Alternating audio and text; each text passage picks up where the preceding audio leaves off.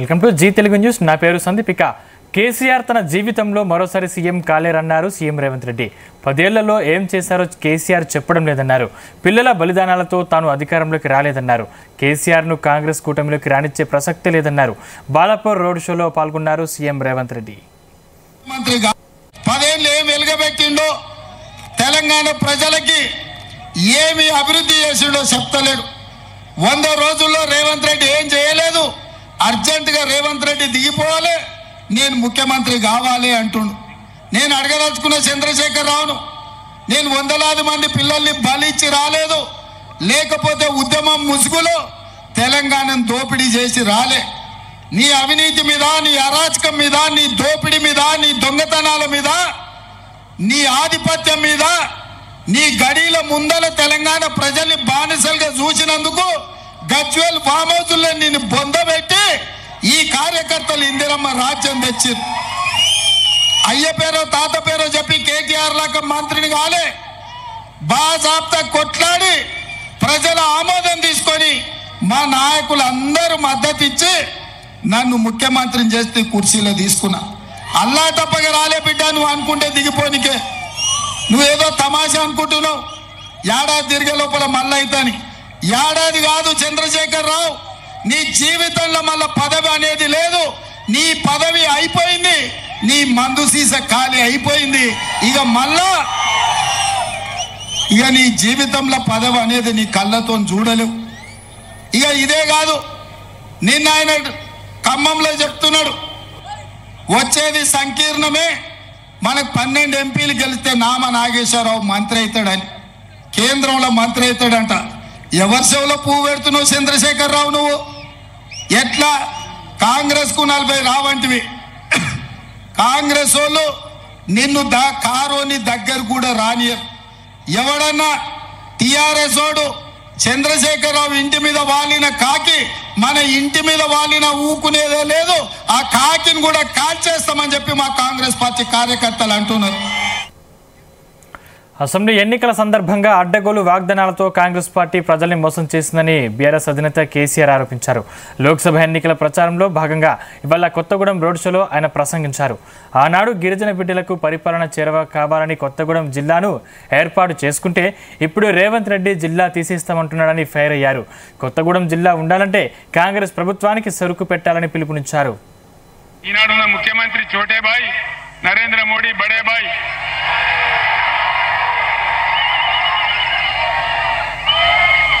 నేను ముఖ్యమంత్రిగా ఉన్నప్పుడు మనకు సింగరేణి బొగ్గు ఉండంగా కూడా ఇదే నరేంద్ర మోడీ మీరు అదాని ఆస్ట్రేలియా నుంచి తెచ్చేటువంటి బొగ్గు దిగుమతి చేసుకోవాలి అని నా మీద పంచాయతీ పెట్టినాడు. నేను ఆ రోజు చెప్పిన, మాకే సింగరేణి ఉంది, మాకే బొగ్గు ఉంది, నీ ఆస్ట్రేలియా బొగ్గు మాకెందుకని చెప్పి ఎట్టి పరిస్థితులలో 1 టన్ను కూడా కొనమని చెప్పి నేను చెప్పినాను. సింగరేణిని కాపాడడానికి ప్రయత్నం చేసినాం. మరి దయచేసి మీరు ఆలోచన చేయాలి. ఈరోజు ఏది కూడా జరగల. రైతు బంధు రాలే, కరెంటు రాలే, రుణమాఫీ కాలే, అన్ని హామీలు కూడా అరచేతిలో వైకుంఠం చూపించి గోల్మాల్ చేసి గద్దెకెక్కిన కాంగ్రెస్ ప్రభుత్వం ఘోరమైనటువంటి పనులు చేస్తూ ఉంది. జిల్లాలను కూడా తీసేస్తా అంటా ఉన్నారు. జిల్లాలు ఎందుకు పెట్టినాం? మనకు పనిలేక పెట్టినామా? ప్రజలకు పరిపాలన చేరువ కావాలని, అందరికీ అందుబాటులోకి రావాలని కొత్తగూడెం జిల్లా చేయడమే కాదు, బ్రహ్మాండమైన కలెక్టర్ కార్యాలయం కట్టుకున్నాం, అద్భుతమైన కలెక్టరేట్ కట్టుకున్నాం. ఇవన్నీ కూడా తీసేస్తామని మాట్లాడుతూ ఉన్నారు. నరేంద్ర మోడీ బీజేపీ ప్రభుత్వం 10 ఏళ్ల కింద దేశంలో గద్దెకెక్కితే ఒక్క హామీ అన్న నరేంద్ర మోడీ నెరవేర్చిండా? బేటీ పడావో బేటీ బచావో ఎక్కడన్నా కనబడ్డదా? అమృత్ కాల్ వచ్చిందా? అచ్చే దిన్ వచ్చిందా? ప్రపంచంలో మన రూపాయి వాల్యూ ఎంత? 83 రూపాయలు. $1కు 83 రూపాయలు. నరేంద్ర మోడీ అంత దరిద్రమైనటువంటి పరిపాలన మళ్ళా చూడం మనం. అంత దుర్మార్గమైన చేవెళ్ల కాంగ్రెస్ ఎంపీ అభ్యర్థి రంజిత్ రెడ్డికి నాయ బ్రాహ్మణుడు మద్దతు తెలపడం పట్ల హర్షం వ్యక్తం చేశారు. షేర్లింగంపల్లి నియోజకవర్గం కాంగ్రెస్ పార్టీ ఇన్ఛార్జ్ జగదీశ్వర్ గౌడ్ కుకట్పల్లి డివిజన్లో నాయ బ్రాహ్మణుల ఆత్మీయ సమావేశంలో జగదీశ్వర్ గౌడ్, రంజిత్ రెడ్డి కుమారుడు రాజ్ ఆర్యన్ రెడ్డి పాల్గొన్నారు. నాయ బ్రాహ్మణుల కుటుంబాలకు ప్రభుత్వం ఎల్లప్పుడూ అండగా ఉంటుందన్నారు జగదీశ్వర్ గౌడ్. ఈ సందర్భంగా పలువురు నేతలు కాంగ్రెస్ పార్టీలో చేరారు. వారికి పార్టీ కండువాలు కప్పి పార్టీలోకి ఆహ్వానించారు.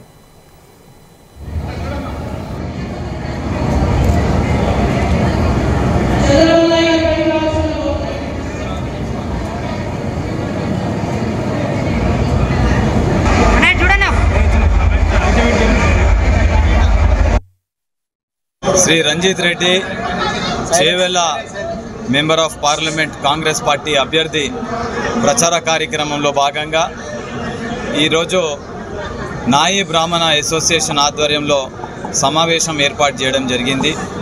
మరి ప్రధానంగా రంజిత్ రెడ్డి అన్న గారు గత 5 సంవత్సరాలుగా ఈ యొక్క నియోజకవర్గానికి అందించినటువంటి మెరుగైనటువంటి సేవలను దృష్టిలో పెట్టుకొని ప్రజలందరూ అలాంటి నాయకత్వాన్ని తిరిగి కాంగ్రెస్ పార్టీ అవకాశం ఇచ్చి ఎంపీ అభ్యర్థిగా ప్రకటించినటువంటి నేపథ్యంలో కులాల మతాలకు ప్రాంతాలకు అతీతంగా రాజమండ్రి సిటీ ఎమ్మెల్యే అభ్యర్థి ఆదిరెడ్డి వాసు గెలుపు కోసం కూటమి నాయకులు విస్తృతంగా ప్రచారం నిర్వహిస్తున్నారు. ఇంటింటికి వెళ్లి ఉమ్మడి మేనిఫెస్టోలోని అంశాలని ప్రజలకు వివరిస్తున్నారు. వైసీపీ ప్రభుత్వం మారాలని తమ కంటే ప్రజలే ఎక్కువగా చెబుతున్నారని అంటున్న రాజమండ్రి సిటీ జనసేన అధ్యక్షుడు వై శ్రీనివాస్తో మా ప్రతినిధి ప్రసాద్ ఫేస్ టు ఫేస్. రాజమండ్రిలో కూటమి అభ్యర్థుల గెలుపు కోసం విస్తృతంగా ప్రచారం జరుగుతుంది. వాటిల్లో ఈ ప్రచారంలో జనసేనకు సంబంధించిన నాయకులు కూడా చాలా విస్తృతంగా పాల్గొంటున్న పరిస్థితి అయితే ఉంది. ప్రస్తుతం మనతో పాటు రాజమండ్రి సిటీ జనసేన అధ్యక్షులు వై శ్రీనివాస్ గారు ఉన్నారు. సరే, ప్రధానంగా ఏ అంశాలు మీరు ప్రజల్లోకి తీసుకెళ్తున్నారు? ఇవాళ మేనిఫెస్టోలు కూడా విడుదలయ్యి వీటిని ఎలా ప్రజల్లోకి ఎలా వివరిస్తున్నారు? గత 4.5 సంవత్సరాలుగా ప్రజలు పడుతున్నటువంటి కష్టాలు ఏమైతే ఉన్నాయో ఈ రాష్ట్రంలో ఒక్క సంక్షేమ పథకం పేరు చెప్పి రాష్ట్రాన్ని మొత్తం ఆర్థిక వ్యవస్థ కానీ ఈ పరిపాలనా విధానంలో కానీ లా అండ్ ఆర్డర్ కానీ అన్ని రకాలుగా రాష్ట్రాన్ని సర్వనాశనం చేసినటువంటి పరిస్థితులు ప్రజలు గమనిస్తూ ఉన్నారు. మేము చెప్పడం కాదు, ఎక్కడికి వెళ్ళినా కూడా ఈ ప్రభుత్వం ఎప్పుడు మారిపోద్ది, ఈ రావణ కాస్ట్ లాంటి ఈ రాష్ట్రాన్ని రాముడిలాగా ఎవరు పరిపాలిస్తారు, ఎవరు మారుస్తారన్న విధానంతో ప్రజలు స్వచ్ఛందంగా ముందుకు వచ్చి ఏమైనా మార్పు కోరుకుంటున్నాం. ఈసారి మీరు వచ్చినా రాకపోయినా కూడా ఈ కూటమికి మేము ఓటేయాలని నిర్ణయించుకున్నాం అనేటువంటి స్పందన అయితే ప్రజల నుంచి మేము చూస్తూ ఉన్నాం. ఈ రాష్ట్రంలో జరిగినటువంటి అవినీతి కానీ అరాచకాలు కానీ దేశం మొత్తం మీద ఎక్కడ జరగనటువంటి పరిస్థితులని మేము ప్రజలకి కళ్ళకట్టినని వివరించాలని మేము తిరుగుతున్నాం. విచిత్రం ఏంటంటే మేము చెప్పడానికి వెళ్తుంటే ప్రజలు తిరిగి మాకు చెప్తూ ఉన్నారు. అటువంటి పరిస్థితులు ఉన్నాయి. సరే, ఇవాళ మేనిఫెస్టోలు వచ్చినాయి. ప్రధానంగా ప్రజలకు ఎలాంటి మేలు చేసే అంశాలు ఉన్నాయి? షణ్ముఖ వ్యూహాన్ని కూడా ఇందులో పొందుపరచడం జరిగింది. పవన్ కళ్యాణ్ గారి ఆశయాలన్నీ కూడా ఇది ఎలా ఎంతవరకు దోహదపడుతుంటారండి? తెలుగుదేశం పార్టీ నిర్ణయించినటువంటి మేనిఫెస్టోలో ఉన్నటువంటి సూపర్ 6లో ఉన్న అంశాలని జనసేన పార్టీ షణ్ముఖ వ్యూహంగా చెప్పినటువంటి అంశాలని కలిపి 2 పార్టీలు కూడా ఒక నిర్ణయంతో జాతీయ పార్టీ అనేటువంటి బీజేపీ ఏదైతే ఉందో దేశం మొత్తం మీద ఒకే మేనిఫెస్టో అమలు చేసేటువంటి విధానాన్ని తీసుకుంది. ఈ 2 పార్టీలకి సపోర్ట్గా బీజేపీ కూడా సపోర్ట్ చేయడం జరిగింది. ఈ 3 పార్టీలు తీసుకున్నటువంటి మేనిఫెస్టోని చూస్తే వాళ్ళ ఎంతో విజనరీ కలిగినటువంటి చంద్రబాబు నాయుడు గారు కానీ యువతరాన్ని ముందుకు మేల్కొల్పి యువతను ముందుకు నడిపించి రేపు రాబోయే రోజుల్లో యువతరమే ఈ రాష్ట్రానికి వెన్నుముకలా భావిస్తున్నటువంటి పవన్ కళ్యాణ్ గారు కానీ ఇరువురి అభిప్రాయాలను పంచుకొని 2 పార్టీలు కలిపి ఒక అద్భుతమైనటువంటి మేనిఫెస్టోని తయారు చేయడం జరిగింది.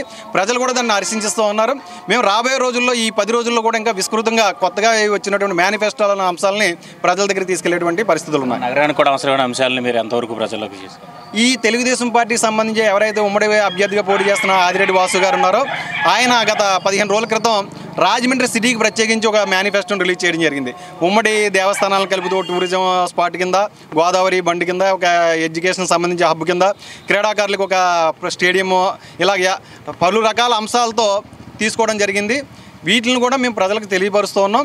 ప్రజలు ముఖ్యంగా కోరుకునేది ఏంటంటే అవినీతి రహిత సమాజాన్ని, పని చేయడానికి పని కల్పించేటువంటి విధానాన్ని, సంక్షేమ పథకం పేరు చెప్పి రాష్ట్రానికి ఆదాయం లేకుండా అప్పుల పాలు చేసేసి ఎవరి కాలు ఏ రోజుకి ఆ రోజు ప్రభుత్వం మీద ఆధారపడేటువంటి పరిస్థితుల నుంచి బయటపడాలని చెప్పి ప్రజలు స్వచ్ఛందంగా ఆలోచన చేస్తూ ఉన్నారు. దానికి అనుగుణంగా మేము కూడా ప్రజలకి వివరించి తెలియపరుస్తూ ఉన్నాం. ఇది జనసేన సిటీ అధ్యక్షులు వై శ్రీనివాస్ గారు చెప్తుంది. తాము వెళ్ళేటప్పటికి ప్రజలే ఏదైతే తమ ఈ అరాచకాలను తమకు వివరిస్తున్నారని కూడా చెప్తున్నారు. అదేవిధంగా 2 పార్టీలకు సంబంధించిన ఉమ్మడి మేనిఫెస్టోని ప్రజల్లోకి తీసుకెళ్లి రాజమండ్రి నగరానికి సంబంధించిన అభివృద్ధి అంశాలను కూడా ప్రజల్లోకి తీసుకెళ్తామని కూడా చెప్తూ విస్తృతంగా ప్రచారం చేసిన పరిస్థితి ఇక్కడ ఉంది. Over to studio. బాపట్ల నియోజకవర్గంలో గత 10 సంవత్సరాలుగా నిస్వార్థ సేవ చేస్తున్న వ్యక్తిగా ప్రజలలో గుర్తింపు పొందానన్నారు టీడీపీ అభ్యర్థి వేగేసిన నరేంద్ర వర్మ. దీనికి నిదర్శనం తన నామినేషన్ రోజున 50,000 మంది ప్రజలు భారీ ఊరేగింపుగా తనకి మద్దతు తెలపడమే అన్నారు. రాష్ట్రంలో నియోజకవర్గంలో అరాచక పాలన కొనసాగుతోందన్నారు. ప్రజలకు మంచి జరగాలంటే చంద్రబాబు సీఎం కావాలన్నారు. బాపట్లలో టీడీపీ జెండా ఎగరవేయడం ఖాయమంటున్న నరేంద్ర వర్మతో మా అమరావతి ప్రతినిధి నాగేశ్వరరావు ఫేస్ టు ఫేస్. ఎగరపడే కొద్దిగా రాజకీయం రసవత్తంగా మారుతుంది. ఏదైతే బాపట్ల జిల్లా కేంద్రంగా బాపట్ల ఉందో బాపట్ల జిల్లాలో వైసీపీ పార్టీకి టీడీపీ పార్టీకి రసవత్తమైన రాజకీయం జరుగుతుంది. అయితే ప్రతిరోజు కూడా వైసీపీ పార్టీకి టీడీపీ పార్టీకి సంబంధించిన ముఖ్య నేతలు ఆ మాటల యుద్ధాలు పెరుగుతూ ఉన్నాయి. ప్రతిపక్ష నాయకులు ఉన్నారో వర్మ ఆయనకు సంబంధించిన కొంత ఫ్యాక్టరీలు కూడా కలుషితం అవుతున్నాయి, దాన్ని కూడా మూపించే ప్రయత్నం చేస్తారని చెప్తా ఉన్నారు. దీన్ని మొత్తానికి కూడా బాపట్ల నియోజకవర్గం అసలు ఎలా ఉంది, ఏం జరుగుతుందనేది టీడీపీ నేత ఇక్కడ టీడీపీ అభ్యర్థి వర్మ గారిని అడిగి ఆయన మాటల్లోనే అడిగి తెలుసుకుందాం. చెప్పండి సార్, బాపట్ల నియోజకవర్గంలో ప్రస్తుతం రాజకీయం ఎలాగుంది? మీరు ప్రజల్లోకి వెళ్తున్నప్పుడు ఆ ప్రజలు మిమ్మల్ని ఎలా ఆహ్వానిస్తున్నారు, ఆశీర్వదిస్తున్నారు? ప్రజల కళ్ళల్లో చాలా ఆతృత చూస్తున్నాం. చాలా ఉల్లాసంగా, జోరుగా, హుషారుగా ఆశీర్వదిస్తున్నారు జనమందరూ. మంచి ప్రభుత్వాన్ని తెస్తున్నాం అని నేనైతే ఈ సందర్భంగా తెలుస్తున్నా. ప్రజారంజకమైన పాలన రాబోయే రోజుల్లో ఉంటుంది. అంతకుమించి నేను ఎక్కువ తక్కువ మాట్లాడదలుచుకోవాలా. జనం బలమే తెలుగుదేశం పార్టీ బలం. జనం ఓట్లతోనే ఎమ్మెల్యే పదవులు, ప్రజలు నాడే ప్రభుత్వాలు అని ఈ సందర్భంగా తెలియజేస్తున్నా. అయితే ప్రధానంగా చూసుకుంటే ప్రజల్లో నియోజకవర్గంలో ఎక్కడికి వెళ్ళినా కానీ వైసీపీ పార్టీకే పెద్ద ఎత్తున ఆహ్వానం పలుకుతున్నారు. ఒకసారి పైన జగన్మోహన్ రెడ్డి కానీ ఇక్కడ నియోజకవర్గంలో తననే ప్రజలు మరలా ముఖ్యమంత్రి కావాలని కోరుకుంటున్నారని చెప్పి చెబుతా ఉన్నారు. అంటే అది వాస్తవేనంటారా? ఈ ఎన్నికల ముందల 10 ఏళ్ళలో నేనే గెలుస్తానని చెబుతారు. ఎవరికాళ్ళు మళ్ళీ నన్నే చూస్తున్నారు. 100% 175 సీట్లు నేనే గెలుస్తానని జగన్మోహన్ రెడ్డి గారు చెప్పుకున్నారు. చెప్పుకోకపోతే వాళ్ళ ఎన్నికలే చేయలేరు. ఇక్కడ కోన రఘుపతి హ్యాట్రిక్ సాధిస్తానంటాడు. హ్యాట్రిక్ సాధిస్తాడా, ఆయన రెండోసారి గెలుస్తాడా అనేది నిర్ణయించాల్సింది మీ జీటీవీ కాదు, నేను కాదు. ప్రజలు నాడి, ప్రజలు మనోగతం, ప్రజలు ఎవరికి ఓట్లు వేస్తున్నారు అనేది 13వ తారీఖు పని పూర్తయితే దాని రిజల్ట్ జూన్ 4వ తారీఖు తెలుస్తుంది. అప్పుడు ఎవరు ఎటున్నారు, ఎవరు గెలుస్తారు, ఎవరు ఓడిపోతారని ఆ రోజే తెలుస్తుంది. నేను నా అభిప్రాయం మాత్రం నేను చెప్పగలుగుతా. 20,000 పైచీలకు మెజార్టీతో ఇక్కడ మేము గెలవబోతున్నాం. 140 నుంచి 145 సీట్లతో తెలుగుదేశం పార్టీ గెలవబోతున్నది. అలాగే ఇది జిల్లా కేంద్రం యాజ్ పర్ పాలసీ ప్రకారం అయింది. ఆ పాలసీ ప్రకారం అయిన ఈ బాపట్ల ఈ ప్రాంతాన్ని అభివృద్ధి చేయడంలో తెలుగుదేశం పార్టీ ఒక స్థిరమైన నిశ్చయంతో ఉంది. చంద్రబాబు నాయుడు గారు నాకు చేదోడు వాదోడుగా ఉంటాను, నువ్వు పెద్ద మెజార్టీతో గెలిచిరా ఆశీర్వాదం ఇచ్చి మరీ బీఫామ్ ఇచ్చారు. ఆయన ఆశీస్సులతో ప్రజల అండదండలతో రాబోయే ప్రభుత్వంలో అసెంబ్లీలో కూర్చోవటం ఖాయమని ఈ సందర్భంగా తెలియజేస్తున్నా. ఏదైతే బాపట్ల నియోజకవర్గానికి సంబంధించి ఆ మంచినీటి సౌకర్యాలు కానీ, రోడ్లు కానీ, ముఖ్యంగా ఏదైతే బాపట్ల జిల్లా కేంద్రం అయిన తర్వాత పర్యాటక ప్రాంతం కానీ, ఆ రోడ్ల విస్తరణ కానీ ముఖ్యంగా దృష్టి పెడతానంటున్నారు. అలాగే ప్రతి ఒక్క ప్రజలకు కూడా అందుబాటులో ఉండి వాళ్ళకి ఉపయోగకరంగా బాపట్ల అభివృద్ధికి సహాయపడతానంటున్నారు తను గెలిపిస్తే. అలాగే ఏదైతే బాపట్ల ఎమ్మెల్యే కోన రఘుపతి చేస్తున్న ఆరోపణలు, ఏదైతే ఆ రొయ్యల్ ఫ్యాక్టరీ ఉందో రొయ్యల్ ఫ్యాక్టరీకి సంబంధించి 5 ఏళ్లలో న్యాయాలు అక్రమాలు జరుగుతాయి, దానివల్ల ఇబ్బంది అయితే ఎందుకు దాని మీద చర్యలు తీసుకోలేదని ప్రశ్నిస్తూ ఉన్నారు. అలాగే ఏదైతే బాపట్ల నియోజకవర్గంలో ఖచ్చితంగా తెలుగుదేశం జెండా ఎగురుతుందని, ఇక్కడ ఖచ్చితంగా 20,000 ఓట్ల మెజార్టీతో ఖచ్చితంగా గెలుస్తామని చెప్తున్నారు బాపట్ల టీడీపీ అభ్యర్థి వేగేసిన నరేంద్ర వర్మ. కెమెరా పర్సన్ సాగర్తో నాగేశ్వరరావు. బీజేపీ బీఆర్ఎస్ డ్రామాలను ప్రజలు గుర్తించాలన్నారు డిప్యూటీ సీఎం భట్టి విక్రమార్క. ఈ 2 పార్టీలకు ఎన్నికల్లో బుద్ధి చెప్పాలన్నారు. ఖమ్మం జిల్లా మధిరలో కాంగ్రెస్ పార్టీ ముఖ్య కార్యకర్తల సమావేశానికి డిప్యూటీ సీఎం భట్టి విక్రమార్క హాజరయ్యారు. దేశ సంపద ప్రజలకే చెందాలంటే కాంగ్రెస్ పార్టీకే ఓటు వేయాలన్నారు. తెలంగాణలో కాంగ్రెస్ ప్రభుత్వం ఏర్పడిన 3 నెలల్లోనే ఎన్నికల్లో ఇచ్చిన హామీలను అమలు చేసి చూపించామన్నారు. ఈరోజు జరిగే ఎన్నికలు ఇవాళ ఇటు టీఆర్ఎస్ పార్టీ అటు భారతీయ జనతా ఈ రెండు కలిసి ఒక నాటకం ఆడుతూ ఉన్నాయి. ఇక్కడ మేము గెలిచినా లేదా ఆయన గెలిచినా మా ఇద్దరు ఎవరు గెలిచినా ఎప్పుడు నరేంద్ర మోడీ గారికి కదా వేసేది కాబట్టి జాగ్రత్తగా మన ఇద్దరు మాట్లాడుకొని చేసుకుందాం అని చెప్పి ఇద్దరు మాట్లాడుకుని ఈరోజు ఎన్నికలు పోతా ఉన్నారు. కానీ నేను ఎంత గొప్ప మాట చెప్పదలుచుకున్నాను. ఈయన గెలిచినా ఆయన గెలిచినా అత్యంత ప్రమాదం ప్రజాస్వామ్యానికి మనందరికీ అని చెప్పి మనందరూ గమనించాలి. ఈరోజు ప్రజాస్వామ్యాన్ని రాజ్యాంగాన్ని మార్చాలని చెప్పి భారతీయ జనతా పార్టీ ఆలోచన చేస్తాం. అలా మార్చాలని ఆలోచన చేసేటువంటి బీజేపీకి బీఆర్ఎస్ పార్టీ కేంద్రంలో పార్లమెంట్లో మద్దతు ఇవ్వడానికి ప్రయత్నం చేస్తాం. ఈరోజు దేశంలో ఉన్నటువంటి సంపద మొత్తాన్ని మోడీ గారికో అదానీ గారికో అంబానీ గారికో లేకపోతే వాళ్ళ స్నేహితుకో దోచిపెట్టాలని ప్రయత్నం చేస్తూ ఉన్నారు. ఇవాళ దానికి బీఆర్ఎస్ పార్టీకి సంబంధించిన నాయకులతో ఇక్కడ ఓట్లు. రాష్ట్రం అభివృద్ధి నరేంద్ర మోదీతోనే సాధ్యమన్నారు ఈటెల రాజేందర్. మద్యం డబ్బుతో ఓట్లు కొనాలని చూస్తున్న కాంగ్రెస్ బీఆర్ఎస్ పార్టీలకు ప్రజలు బుద్ధి చెప్పాలన్నారు. హైదరాబాద్ ఎల్బీనగర్లో బీజేపీ కార్యకర్తల ఆత్మీయ సమావేశంలో ఈటెల రాజేందర్ పాల్గొన్నారు. మల్కాజ్గిరిలో కాషాయ జెండా ఎగురవేసేందుకు ప్రతి ఒక్కరూ కృషి చేయాలన్నారు. ఈ సందర్భంగా పలు పార్టీల నేతలు ఈటెల సమక్షంలో బీజేపీలో చేరారు.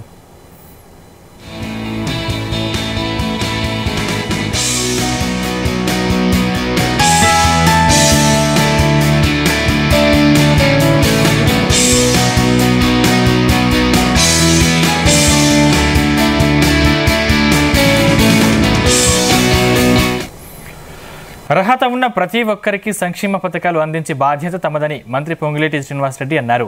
కాంగ్రెస్ అభ్యర్థి రఘురామరెడ్డి గెలుపును కాంక్షిస్తూ కూసుమంచి మండలంలో కార్నర్ మీటింగ్ నిర్వహించారు.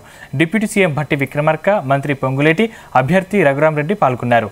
6 గ్యారంటీ పథకాలు ప్రజలందరికీ అందించే బాధ్యత తమదన్నారు.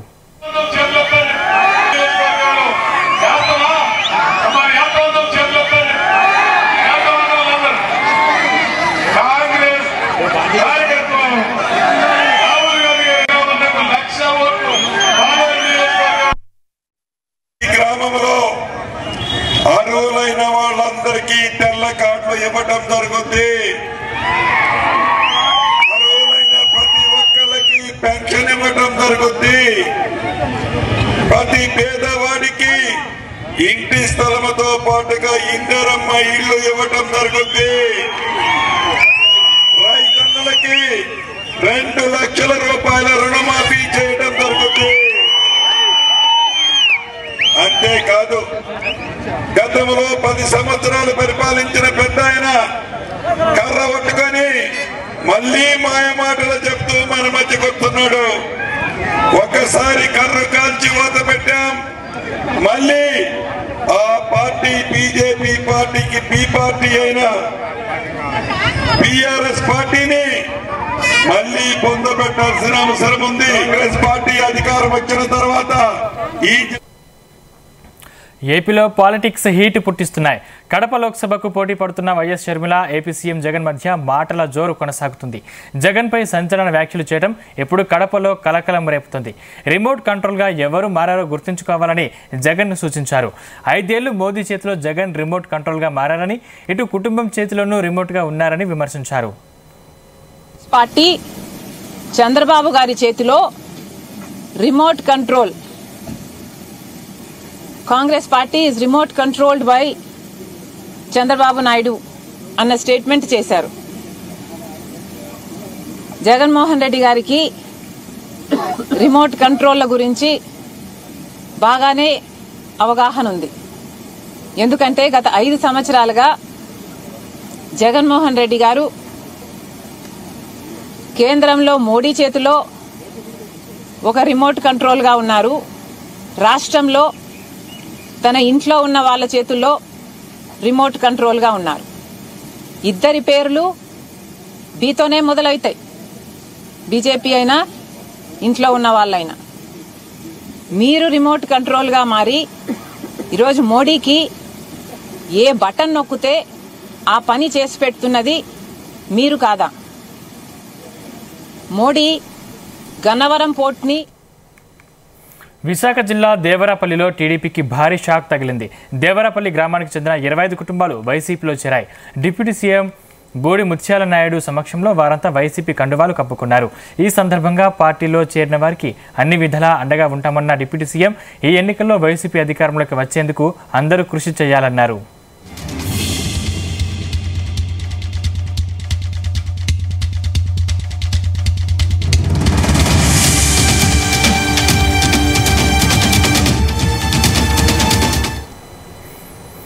హైదరాబాద్ పార్లమెంటు సెగ్మెంట్లో ఏఐఎంఈపీ పార్టీ అభ్యర్థి జాన్ మాస్కు ఇంటింటి ప్రచారం నిర్వహించారు. మలక్పేట నియోజకవర్గంలోని పలు బస్తీలలో ఎన్నికల ప్రచారం చేశారు. పిల్లల భవిష్యత్తు బాగుండాలంటే ఏఐఎంఈపీ పార్టీకి ఓటు వేయాలన్నారు. గత 40 ఏళ్లలో మతత్వ పార్టీలు ప్రజలకు చేసిందేమీ లేదని, ఎలాంటి అభివృద్ధి జరగలేదని విమర్శించారు జాన్ మాస్కు.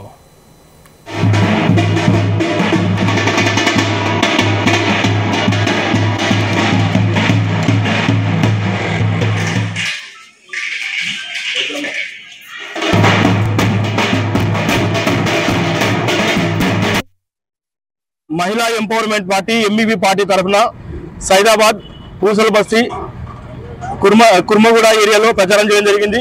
ప్రచారం సక్సెస్ఫుల్ గా సాగుతుంది. ఓటర్లు అందరూ మా దిక్కు చూస్తున్నారు. ఓటర్లకు, హైదరాబాద్ ఓటర్లకు దిక్సూచి ఇంతవరకు కనబడలేదు. ఇప్పుడు మహిళా ఎంపవర్మెంట్ పార్టీ వాళ్ళకు ఒక దిక్సూచిగా కనబడుతుంది. మహిళా ఎంపవర్మెంట్ పార్టీకి ప్రచారానికి వెళ్ళినప్పుడు చాలా మంది అడుగుతున్నారు, ఇప్పటి వరకు బీజేపీ ఎంఐఎం ఉండే, మరి మీరు కొత్తగా ఏం చేస్తారని. మేము ఏం చేస్తామో జనాలకు వెళ్ళి జనాలతో చెప్తున్నాము. ఖచ్చితంగా మాకు మంచి స్పందన వస్తుంది. ఇదే స్పందనతోని, ఇదే ఊపుతోని రేపు తలపకట్ట, సంతోష్ నగర్, తలపకట్ట ఏరియా వరకు రేపు ప్రచారం జరుగుతుంది. ప్రతి ఒక్కరు ప్రజలు సహకరించవలసిందిగా మేము కోరుకుంటున్నాం. ఇక్కడ పోటీ అనేది ఎవరికి మాతో పోటీ లేదు, మాకు మేమే పోటీ. ఇరు వర్గాలను ఓడించి మా ఎంబీపీ పార్టీ సత్తా ఏంటో మేము త్వరలో చూపించబోతున్నాం. మహిళా ఎంపవర్మెంట్ పార్టీ. హైదరాబాద్లోని గేమింగ్ అడ్డాలపై ఎస్ఓటీ పోలీసులు దాడులు చేస్తున్నారు. మాదాపూర్లోని ఖాజాగూడలో రాయదుర్గం పోలీసులు జరిపిన పేకాట స్థావరంలో 9 మందిని అరెస్టు చేశారు. వారి వద్ద నుంచి 62,000 నగదు స్వాధీనం చేసుకున్నారు. అయితే అరెస్ట్ అయిన వారందరూ వ్యాపారులుగా సమాచారం. స్థానికంగా అట్లాంటిక్స్ అపార్ట్మెంట్లో ఓ మహిళ ఓ పేకాట స్థావరాన్ని నిర్వహిస్తున్నట్లు సమాచారం. హైదరాబాద్లోని వివిధ ప్రాంతాల నుండి ఫంటర్స్ను పిలిపించి పెద్ద ఎత్తున గేమింగ్ నిర్వహిస్తున్నట్లు తెలుస్తోంది.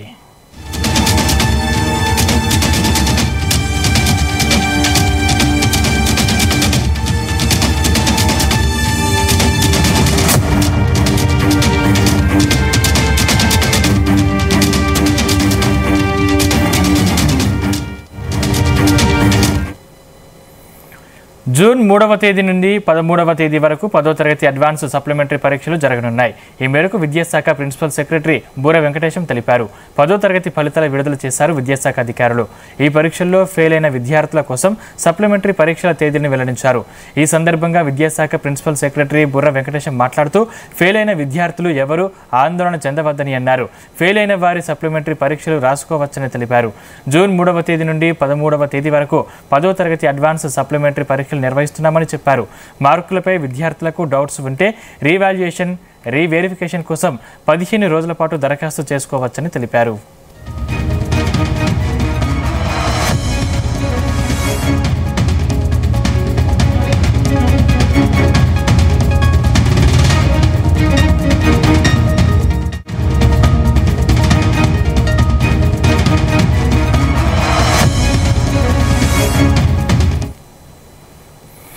ఎన్టీఆర్ జిల్లా జగ్గయ్యపేటలో ఓటుపై అధికారులు అవగాహన ర్యాలీ చేపట్టారు. ఈ కార్యక్రమంలో ఎన్నికల observer Narendra Singh Bali, revenue అధికారులు, ఐకేపీ సిబ్బంది, పోలీసు అధికారులు పాల్గొన్నారు. 18 ఏళ్లు దాటిన వారందరూ ఓటు హక్కు వినియోగించుకోవాలని సూచించారు. 85 సంవత్సరాలు దాటిన వృద్ధులకు ఇంటి నుండే ఓటు వేసే అవకాశం కల్పించినట్లు తెలిపారు.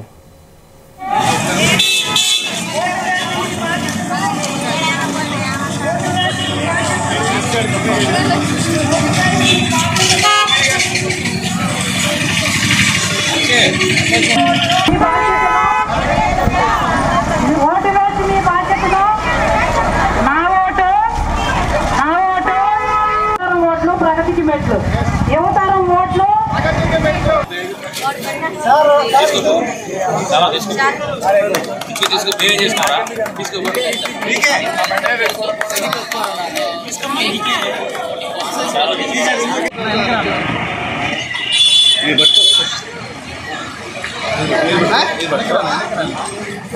participate in voting in hundreds and thousands, and nobody is left without voting.